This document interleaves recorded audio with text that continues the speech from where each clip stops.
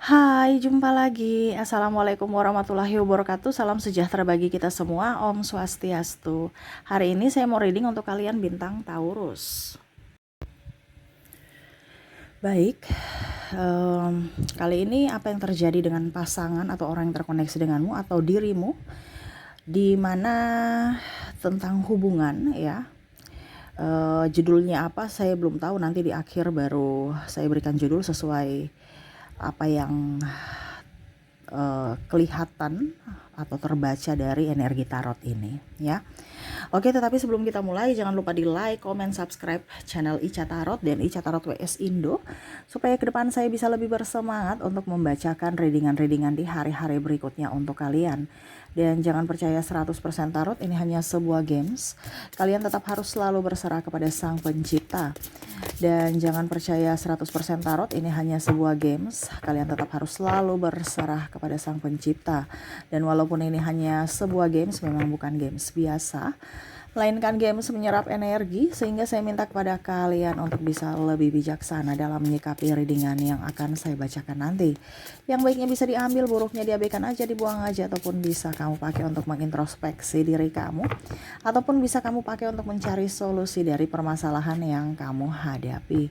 Dan kalaupun kalian ingin personal reading, coaching, dan konsultasi, bisa menghubungi saya sudah sematkan link WA saya di deskripsi, bisa menghubungi saya dan itu berbayar. Dan kalaupun juga kalian ingin mendengarkan readingan lainnya, baik karir, keuangan, percintaan, ataupun games-games lainnya, bisa langsung ke playlist, semua sudah tertera di situ, tinggal kamu lihat, pilih, dan bisa kalian dengarkan. Oke, kita langsung saja ya. Berikan energimu sambil fokus pada kartu, sambil saya baca doa dan saya kocok kartunya. Inilah energi untukmu di mana tentang hubungan ya. Ini bisa hubungan percintaan, pertemanan, persaudaraan, ataupun apapun ya.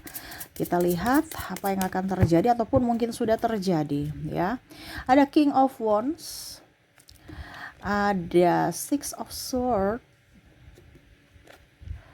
Knight of Cups, Page of Swords, Four of Cups, the Emperor, the Wheel of Fortune. Oke, wow, ini bicara tentang sesuatu yang disembunyikan akan ketahuan juga ya. Atau sebusuk-busuknya bangkai pasti tercium juga ya. Berarti di sini ada orang yang memanipulasi, tukang manipulatif, tukang playing victim ya. Ini kamu terkoneksi dengan orang-orang ini, entah di dalam hubungan, kamu bisa menyesuaikan saja karena tadi saya bilang energinya general ya, kamu yang menentukan. Saya hanya membacakan sesuai energi yang paling tinggi, di mana yang orang-orang ini terkoneksi dengan kamu di sini orang-orang yang toksik ya. Kalaupun mungkin sudah terbaca saat ini, berarti ini adalah apa dibilangnya, semesta menunjukkan bahwa ini loh yang terjadi, petunjuk ini ya.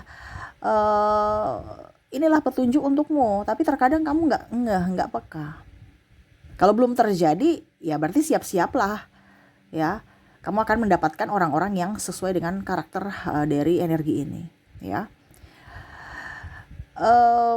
Bicara tentang orang yang hanya datang ya, dia melihat kamu dulu nih ya. Kamu tuh punya sesuatu tidak untuk dia ya. Dia lagi melihat, memantau. Kalau kamu mempunyai sesuatu buat dia, kamu silahkan duduk di kursi nih.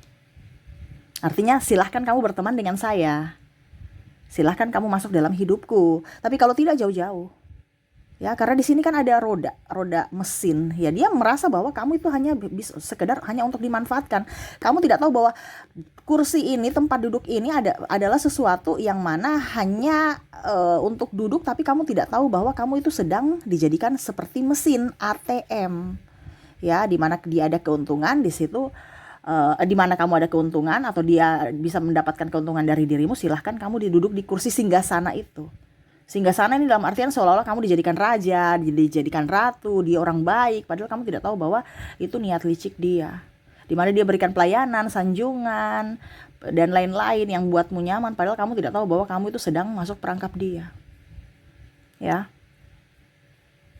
Begitu juga tentang nebeng-nebeng. ya, orang tukang nebeng. Ini akan ada, ya. Karena di sini saya merasa di sini kamu dalam kondisi tidak enakan. Jadi suka nebeng-nebeng. Ini petunjuk juga. Jadi ini petunjuk dari semesta bahwa kalau kamu terkoneksi dengan orang-orang hanya melihat dari keuntungan, itu berarti orang itu toksik. Tapi kamu tuh terkadang dia baik, atau saya yang terlalu ini, atau jadi beda petunjuk, ya, beda juga ujian. Ya, kalau ujian berarti kita harus sabar. Kalau petunjuk berarti kita yang harus bisa mengambil keputusan untuk keselamatan diri kita dari sisi mental, fisik, dan keuangan. Terkadang kita itu salah mengartikan petunjuk. Ya, kalau kita lagi diberikan ujian, kita sabar. Tapi kalau kita diberikan petunjuk, berarti kalian harus mengambil keputusan untuk bisa membuat dirimu bahagia. Kalau kamu terkoneksi dengan orang-orang toksik, ya dirimu gak akan bahagia. Kenapa? Ya karena dirimu tidak tegas untuk dirimu. Kamu mengizinkan mereka menyakiti dirimu. Nah ini, di sini semesta mau sampaikan untuk kamu bisa lebih peka terhadap mana ujian, mana petunjuk. Dan ini kondisinya nih petunjuk dari semesta untukmu. Ya. Jadi jangan salah pemikiran negatif, wah ini saya harus tetap sabar. Kamu tetap sabar dengan orang toksik. Padahal kamu sudah tahu orang toksik itu adalah petunjuk. Supaya kamu, ini nggak boleh nggak boleh dekat-dekat ini. Tapi kamu ya sabar-sabar aja di situ. Ya. Akhirnya hidupmu menderita sengsara selama-lamanya. Karena tidak terkoneksi dengan orang-orang yang benar. Ya, kalau kita ujian, ya diselesaikan berarti kita naik tingkat. Ujiannya kayak bagaimana? Mungkin sakit, ya, dalam kemiskinan, itu ujian. Tapi kalau terkoneksi dengan orang toksik, itu petunjuk bahwa itu orang nggak baik loh. Tapi kok kamu masih di situ? Berarti ya kamu mengizinkan dirimu untuk disakiti. Begitu ya. Jadi mengerti ya. Dalam spiritual itu ada petunjuk dan ada ujian. Jangan sampai kamu salah. Ya. Kalau ujian, kamu lolos ujian, kamu akan naik kelas. Kayak kita dari SD ke SMP, SMA, otomatis kan ada pencerahan dalam hidup kita lebih pintar. Tapi kalau kamu terkoneksi dengan orang toksik, ujiannya nggak akan lolos-lolos, nggak akan lulus-lulus. Ya, ujian terus, tahan kelas terus. Karena apa? Belum tercerahkan. Iya kan? Kalau kamu ujian, baru kamu terkoneksi orang toksik. Orang toksik ini apa? Orang-orang yang tukang malas ini contoh kalau kita di kuliah atau sekolah ya, tukang main game, tidak membuat kita termotivasi untuk belajar. Nah itu ujian. Ya, maaf, itu petunjuk bahwa orang ini tidak tepat untuk kamu. Di mana dia tidak mendukung akan ujian kamu. Tapi kalau orang yang tepat, dia akan membantumu belajar untuk bisa meloloskan kamu dari ujian itu. Begitu ya. Jadi jangan sampai salah. Di sini koneksinya kamu terkoneksi dengan orang-orang yang toksik, di mana ujian-ujian ini yang akan petunjuk-petunjuk ini yang harus kamu lihat bahwa ini orang ini toksik. Tapi kamu kadang-kadang nggak peka. Tuh ya. Jadi orang-orang yang bersilat lidah, di depan-depan baik, di belakang-belakangnya ember. Ya, cerita kesalahan kamu, kekurangan kamu, atau bahkan menjelek-jelekan kamu dan keluarga. Ya, tukang nebeng-nebeng, walaupun teman ya. Kita itu jangan berteman dengan orang yang mental miskin, nebeng aja, minta aja. Atau mungkin kamu yang nebeng, atau kamu yang minta. Itu berarti kamu toksik untuk dirimu dan toksik untuk orang lain. Harus bisa mental pejuang, jangan mental miskin. Otomatis kalau kamu mental miskin, ya kemiskinan akan datang ke dirimu. Ya. Jadi kalau kamu sudah tahu bahwa ini orang nih nebeng terus, berarti kalau kamu bilang nggak apa-apa, saya juga sekalian kok, berarti kamu mengizinkan untuk dia tidak naik kelas. Kamu mengizinkan dia untuk gagal. Sama seperti anakmu, kamu rasa sayang sekali gitu kan. Akhirnya apa? Dia manja, ketergantungan sama dirimu. Yang susah siapa? Dirimu. Kenapa? Karena di hari tua kamu nanti dia tetap masih nebeng kamu. Ya, tidak mandiri. Jadi jangan salah kita berpikir, ini kita kasihan, ini enggak. Tapi kita harus punya sisi ketegasan untuk batasan untuk diri kita di masa depan dan diri dia di masa depan. Ya, tukang nebeng-nebeng itu enggak bagus. Nebeng ini, nebeng itu, pinjam ini, pinjam itu nanti menjadi kebiasaan. Ya. Kita memang punya kasih, tapi kalau kasih kita salah diartikan orang, ya, kebaikan kita disalah artikan orang, ya berbahaya untuk dirinya dan diri kita. Akan hancur di hari esok, ya. Macam contoh, pasangan ya, istrinya kerja, suaminya di rumah aja, istrinya berpikir daripada ribut, toh uang saya bisa kok untuk menghidupi keluarga, iya. Tapi itu tidak semestinya seperti gitu. Nanti akan ribut terus dan memberdayakan kemalasan suami. Walaupun kamu bisa, tetap harus suami punya tupoksi masing-masing dikerjakan, bukan terbalik. Ya, kondisi saat ini terbalik. Istri pergi cari kerja, laki-lakinya di rumah. Ya, ini hati-hati loh. Harus dikomunikasikan. Terkadang takut komunikasi, akhirnya ribut. Nah, ini toksik di sini dari hubungan. Ya, menjadi diri sendiri. Ya, egois. Ya, memang kita bilang menjadi diri sendiri adalah yang bagus, tetapi menjadi diri sendiri yang egois ini kan berarti individualis. Dalam satu hubungan gak bisa kita bilang individualis. Harus bersama, harus rembuk, harus komunikasi. Kalau gak ada komunikasi gimana? Ya, nah ini keras ya, take off sword, keras hati. Minta maaf aja susah, apalagi mau introspeksi diri. Nah, itu sudah kategori orang toksik kan? Kalau kamu terkoneksi dengan orang-orang ini, berarti ini petunjuk untukmu bahwa dia orang tidak baik untukmu, tidak pantas untukmu. Ya, dikasih tahu, dikasih nasihat, nggak mau dengar. Terus kamu mau di situ supaya dia berubah. Ya, berarti kamu mengizinkan dirimu untuk gila. Terkadang kita tuh kebanyakan mungkin kita nggak lihat bahwa kita itu sakit di mental.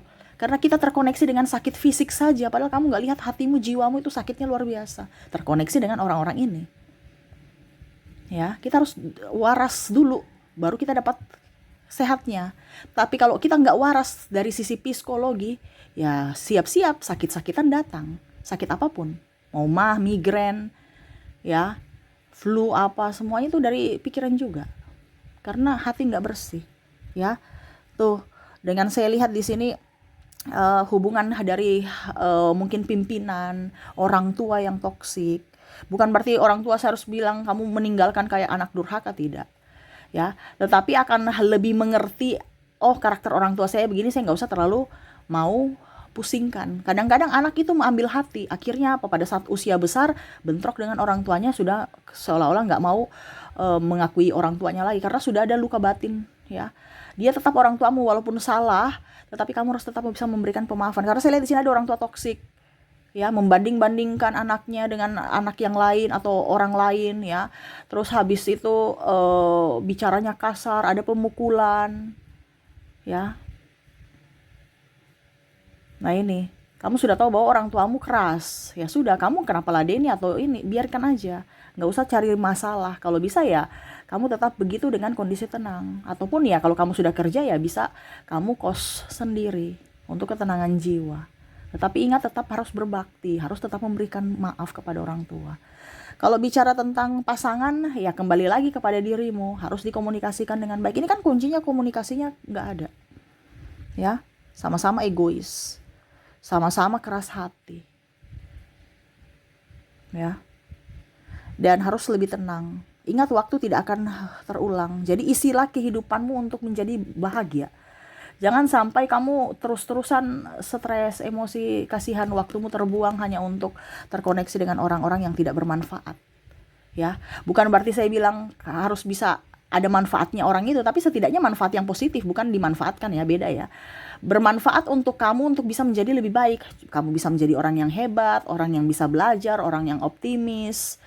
Ya, bukan terkoneksi dengan orang pemalas, pesimis, mageran. Ya, berarti kamu menyia-nyiakan waktumu. Dimana orang sekarang kondisinya sudah tua, contoh ya, kan kebanyakan seperti gitu, sudah tua baru mau mulai. Waktu muda fit-fit, tenaganya kuat, di mana? Pada saat sudah rentan baru masih mau kerja, ya percuma, harus dari sekarang kerja, selagi masih kuat. Setelah itu menikmati hidupmu dari hasil apa yang kamu sudah kerjakan. Nah, jangan kamu habiskan uangmu hanya untuk orang yang tidak apa ya, kalau dibilang tidak menghargai kamu. Dan ini kebanyakan ada. Ya.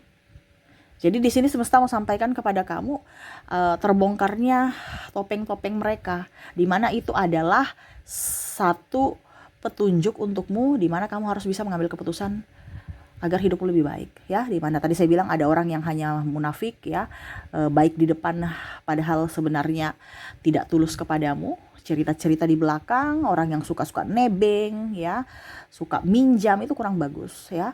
Dan keras hati, egois, ya, tidak mau minta maaf, tidak mau introspeksi, orang yang tadi saya bilang mulutnya kurang bagus, ya, entah bergosip, entah memaki, cacian, ya, ataupun ada KDRT, itu juga kurang bagus dekat-dekat kamu. Kamu yang harus bisa mengambil perlindungan. Kak Ica, tapi mereka sudah berubah. Ya syukur kalau dia berubah, tapi jangan kaget kalau mereka nanti kembali lagi, ya, selingkuh. Apa itu semua penyakit yang akan kambuh.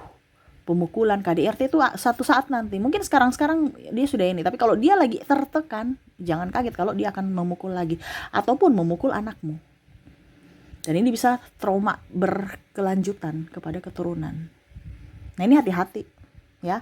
Jadi isilah waktumu sebaik mungkin, jangan pernah sia-siakan waktumu, karena waktu tidak akan terulang lagi. Ciptakan surga di bumi ini, sehingga kamu bisa mendapatkan surga di dunia sesudah kematian nanti. Intinya gitu.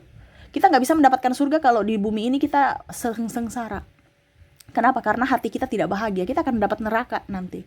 Karena untuk bisa kunci masuk surga adalah hati yang gembira, hati yang bahagia. Jadi ciptakan surga di dunia ini, baru kamu bisa mendapatkan surga di dunia setelah kematian. Ya. Terkadang kita bilang harus sabar, tapi emosi, rasa sakit hati, terus kecewa itu ada dalam itu sama saja kamu memendam neraka dalam dunia ini. Akhirnya apa? Kamu pintu surgamu nggak bisa terbuka karena kamu berkamuflase, kamu bertopeng dengan kebaikan, kesabaran, padahal hatimu itu sangat penuh kebencian, amarah. Itu logikanya seperti gitu. Jadi kalau kamu mau mendapatkan surga di akhirat nanti, ya kamu harus buat dirimu bahagia, atau buatlah bumi ini di mana kamu ciptakan surga di kehidupan nyata kamu saat ini. Gitu, ya. Jadi lepaskan orang-orang toksik, lepaskan orang-orang yang tidak membuatmu bahagia. Dengan caramu, entah berpisah, entah jaga jarak, ataupun ya pura-pura tidak terjadi apa-apa, tetapi tetap kamu bahagia. Intinya seperti gitu. Kembali ke dirimu. Selama kamu bahagia, hidupmu akan baik. Dari kesehatan, dari keuangan, dan juga dari hubungan. Ya, jadi itu yang semesta mau sampaikan kepadamu. Fokuslah pada dirimu dan selalu menjadi berkat untuk dirimu dan orang lain. Oke, itu yang bisa saya readingkan untukmu. Semoga resonate dan bermanfaat. Jangan lupa di like, comment, subscribe channel Ica Tarot dan Ica Tarot WS Indo, supaya ke depan saya bisa lebih bersemangat untuk membacakan readingan-readingan di hari-hari berikutnya untuk kalian. Terima kasih, saya pamit. Assalamualaikum warahmatullahi wabarakatuh. Salam sejahtera bagi kita semua. Om Swastiastu. Bye-bye.